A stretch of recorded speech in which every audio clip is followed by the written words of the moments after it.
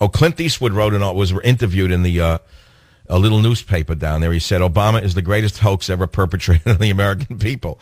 Right? Where do you think the Fugazi came from? Eastwood says his convention appearance was mission accomplished in the Carmel Pine Cone, if you haven't seen it yet.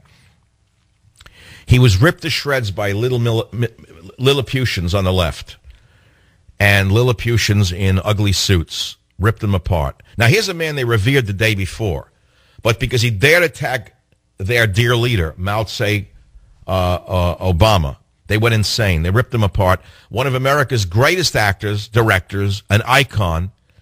The man performed in a way, I told you, to live on long after this reign of terror that we've been living through in America is gone, long after the reign of terror in the news business is over, long after the reign of terror in the media is over, people will recognize that Clint Eastwood's appearance was one of the greatest pieces of political performance art ever seen. So Eastwood said that Obama is the greatest hoax ever perpetrated on the American people. Romney and Ryan would do a much better job running the country, and that's what everybody needs to know. I may have irritated a lot of the lefties, but I was aiming for people in the middle. So the leftists hated him for daring to take on dear leader. Everyone else saw that the man did something brilliant. And by the way, the thing with the chair was completely made up at the last moment. He made it up on the moment. He said, I understand what performance art is. He didn't go out there with a script. That's why they couldn't take it. All of these fraudulent leftists who say, think outside the box, let's be wild and crazy. When they see an actual artist get up there and do something that's real performance art, they don't understand that it's true.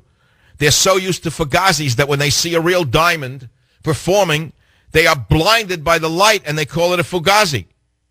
That's why today's show is dedicated to the word Fugazi from the movie Donnie Brasco. Early Thursday morning, when Eastwood left San Jose Airport in a private jet headed for Florida, he was still making up his mind what he would do. And even with his appearance just a few hours away, all Eastwood could tell Romney's campaign manager was to reassure them that everything I would say would be nice about Mitt Romney. It was only after a quick nap in his hotel room. See, I do the same thing. A few blocks from not with him. I'm saying I take a nap before a show. It was only after a quick nap in his hotel room for a few blocks from the convention. Eastwood said that he mapped out his remarks. I do too. A nap gives me my map. If I don't sleep before a show, I don't do a good show. The reason my show's so good today is because I took a nap. I woke up. I didn't know where I was. Then my mind starts to put things together. I'm a performance artist in that regard. Starting with his observation about politics in Hollywood, then challenging the president about the failure of his economic policies, and wrapping up by telling the public they don't have to worship politicians like they were royalty or something. But even then, with just an hour before he appeared on stage, it still hadn't occurred to Clint to use an empty chair as a stand-in for the president. I got to the convention site just 15 or 20 minutes before I was scheduled to go on. That was fine because everything was very well organized. After a quick trip through airport-style security, he was taken to a green room where Archbishop Dolan of New York sought him out to say hello. Good for him. Then he was taken backstage to wait for his cue, and that was when inspiration struck. This is what struck the liberals.